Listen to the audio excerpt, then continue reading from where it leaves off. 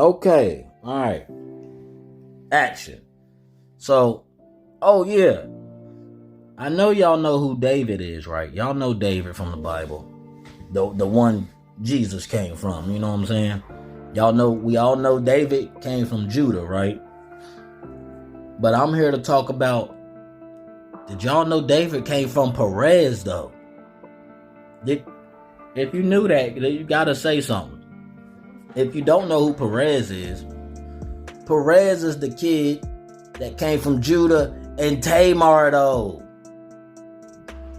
Y'all know the story about Judah and Tamar. Well, I need to get into it. So you know how Tamar was out there acting like a little hooker or whatever, and Judah ended up sliding in it, even though that was his daughter-in-law, on accident, you know? And she got pregnant and she put him on blast. The baby she ended up having was Perez. That's the great grandfather of Obed and Jesse and them. So David came from Perez. I'm just saying, look how God worked. What was the name? Oh, Boaz. Yeah. So they came from Perez.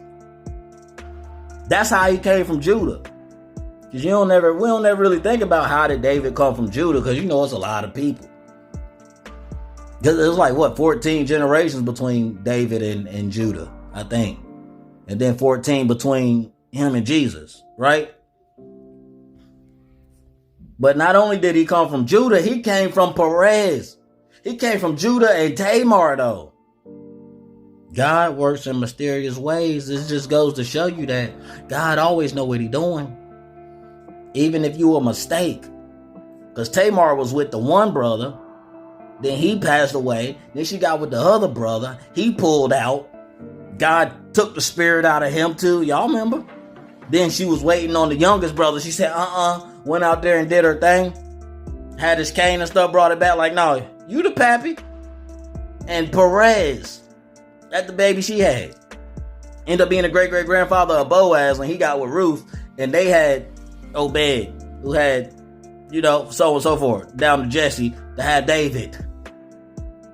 What? I was just reading the book of Ruth. I'm like, what? God is something else. He got a sense of humor. He ain't nobody more creative than him.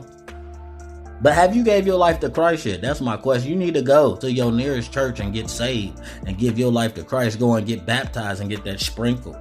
Get dipped in that tub.